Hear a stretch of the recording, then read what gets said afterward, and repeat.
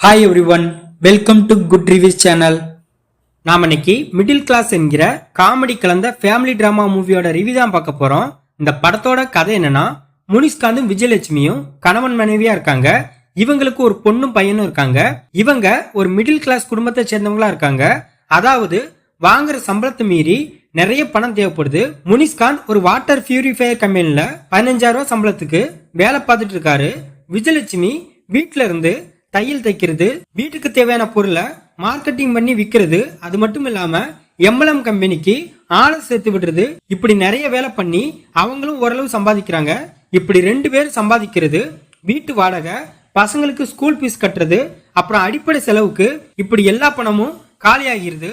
ஒரு கட்டத்துல விஜயலட்சுமியோட தம்பிக்கு கல்யாண ஏற்பாடு நடந்துட்டு இருக்கு. அதுக்கு முறைக்கட்டு செய்ய நிறைய பணம் தேவைப்படுது. இதனால ஹீரோனி முனிஷ்காந்த கடன் வாங்க சொல்றாங்க. இதனால ஹீரோ என்ன செய்ய ஏது செய்ய தெரியாம முழிச்சிட்டு இருக்காரு. முனிஷ்காந்துக்கு ஒரு கட்டத்துல தான் ஒரு உண்மை தெரிய வருது. அது என்னன்னா, முனிஷ்காந்தோட அப்பா ஒரு கடை வச்சு நடத்திட்டு இருந்ததாகவும், அந்த கடையில வேலை பார்த்த ஒருத்தர் மேல உள்ள பாசத்தாலையும் நம்பிக்கையாலையும் அந்த கடையை இலவசமா கொடுத்துருந்தாரு. அந்த கடைய அந்த சேட்டு நல்லா டெவலப் பண்ணி நிறைய பிரான்ச் தொடங்குறாரு. இந்த விஷயத்தை தெரிஞ்ச முனிஷ்காந்த் சேட்டு கிட்ட ஹெல்ப் கேட்கிறாரு. அந்த சேட்டு 1 கோடிக்கான செக்கை கொடுக்கிறாரு. அந்த செக்கை முனிஷ்காந்த் ஒரு தருணத்துல தொலைச்சிருந்தாரு. தொலைஞ்சு போன செக் கிடைச்சதா இல்லையா, முனிஷ்காந்தோட வாழ்க்கையில் நடந்த அவமானங்கள் என்ன, இதுதான் இந்த படத்தோட கதை. இந்த படத்தோட பிளஸ் படத்தோட கதை ஃபேமிலி டிராமாவுக்கு ஏற்ற மாதிரி பக்காவா இருக்கு. ஒரு மிடில் கிளாஸ் குடும்பத்துல அன்றாடம் என்னென்ன செலவு ஏற்படுது, அதை எப்படி மெயின்டைன் பண்றாங்க அப்படிங்கறத படத்துல நல்லா காமிச்சிருக்காங்க. படத்தோட ஃபேமிலி போர்ஷன் ரொம்ப ரியாலிட்டியா இருக்கு. அதுலயும் ஹீரோ ஹீரோனிக்கு இடையே அடிக்கடி தகராறு ஏற்படும். அதெல்லாம் ரொம்ப யதார்த்தமா இருக்கு. படத்துல முனிஷ்காந்த் 1 கோடி ரூபாய்க்கான செக்கை தொலைச்சிருவாரு. அதை தேடி மண்ட குழம்பி அலைவாரு. அந்த சீன்லாம் இன்ட்ரெஸ்டிங்கா இருந்துச்சு. படத்தோட கிளைமேக்ஸ் போர்ஷனை ஃபீல் குட்டா முடிச்சிருக்காங்க. படத்துல உள்ள சோசியல் மெசேஜ் சூப்பரா இருக்கு.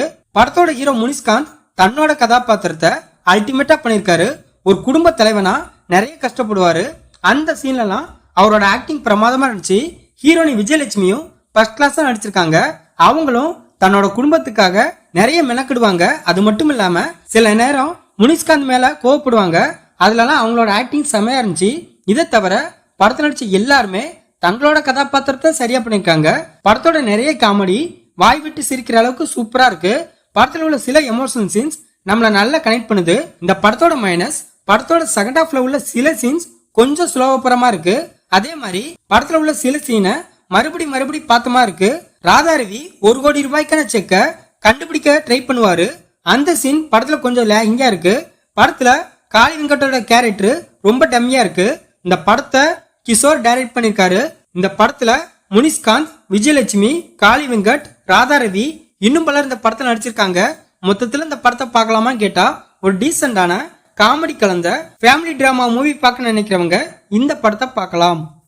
இந்த வீடியோ பிடிச்சிருந்தா லைக் பண்ணுங்க, ஷேர் பண்ணுங்க, சப்ஸ்கிரைப் பண்ணி சப்போர்ட் பண்ணுங்க. Thanks for all.